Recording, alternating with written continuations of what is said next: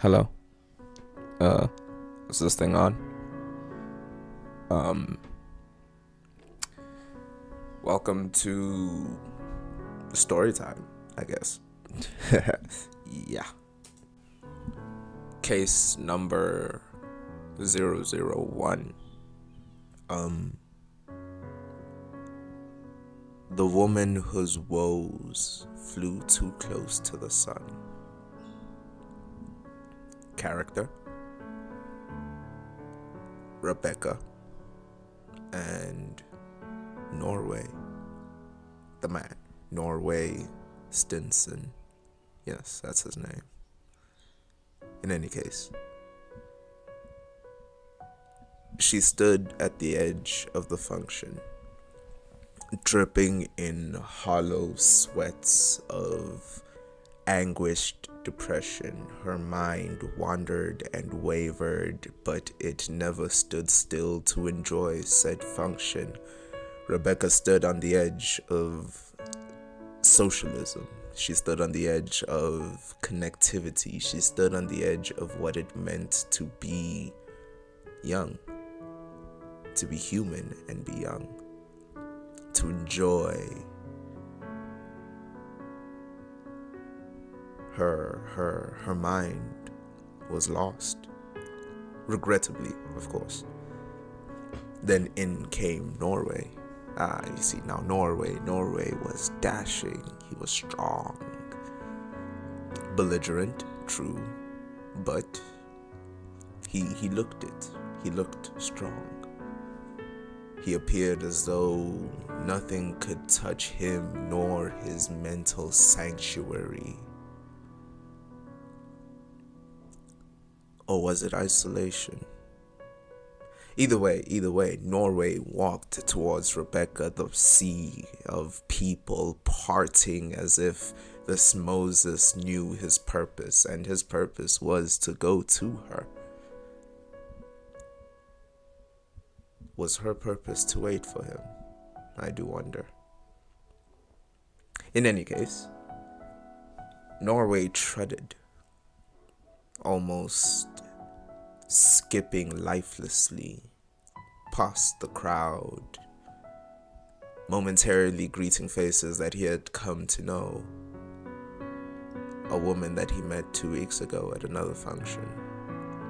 3 men who were arguing over which point was valid in the latest football match. A charming smile. But of course, Norway didn't mind any of these, and he walked straight towards Rebecca, single-minded and focused. Now, when Norway made it to Rebecca, he had a cheesy one-liner, something along the lines of, "What is a pretty face like you doing in a function like this?" That's sure to get all the women, is it not, gentlemen? Now Rebecca, she didn't care for any of this. She couldn't care less, actually. So she looked at Norway. She gazed upon him with optimistic gloom, if I can describe it that way, and she said to him, "Does that actually work?"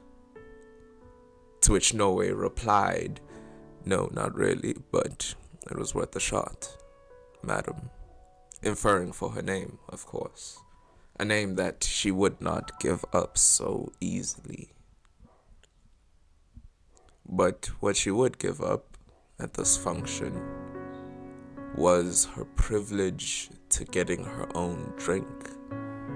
So Norway stood there. He stood careless and free, and he said, "What are you drinking, dear madam?" To which she replied, "Gin and tonic, good sir." So Norway, he saves a place next to her, right there on the balcony, on the edge of the social experiment. He treads through the party once more, greeting faces, reminding himself of names he had long forgotten, names that he had met that afternoon. The joy that people had when they saw him. See, now Rebecca, she took note of all of this. They're over there on the edge of what social anxiety perpetuates as fear. I'm sorry about that. Yeah, no, it's early in the morning, but back to the story. They're over there on the edge of what society perpetuates as fear. She noticed Norway socialize. And she wondered, what was it about this stranger? What was it about this partially tall, dark man with the untamed afro in a business suit? What was it about this stranger that made people flock towards him? She couldn't figure it out. As such, she gazed upon the openness that existed outside of the house they were partying in, the openness that existed on the side of this mountain, not figuratively. You see, these aristocrats, they have their parties in the Himalayas and what have you. And all she saw was extreme loneliness and isolation. Who could fault her for citing such? In any case, Norway came back. He had a drink in hand and a smile on his face. It seemed as though nothing else mattered to him. As such, Rebecca began to dump her woes on the dear man. She spoke of an incident that took place, an incident that stole a piece of her. See, 7 men broke into her home 3 weeks ago to the day. They stole her husband, her child, and her mother.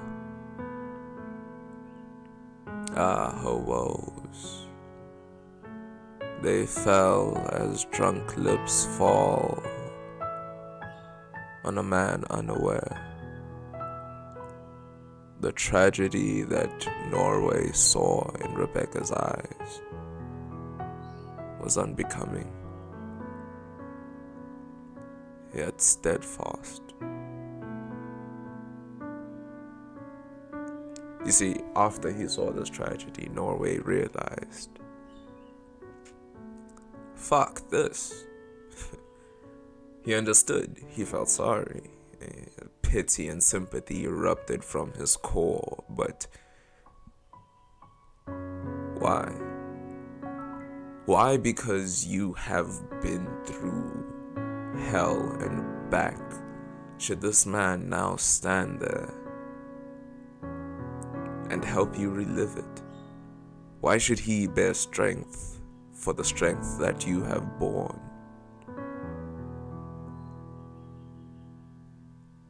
So he looked at her, he took a sip, and he poured out his rum and coke. A drink for the fallen, he said. Placed his cup upside down next to her shoulder, her cold, callous shoulder. He patted her on the back and said, "Good luck with all that." Thereafter, he made his way back into society. She, of course, couldn't stand for this. She was like, how could you? How could you just stand there and walk away from me when I need someone? What is the matter with you? She questioned. To which he responded, your woes are your own. Now granted, I do feel bad for you, Madam Rebecca, I do. But that doesn't mean I have to relive them with you on this strange, blessed night. I simply do not want to, he stated and promptly walked away. Now, what Norway has to do with the terrorist attack that befell the kingdom the next morning, well, I mean, that's a story for another day.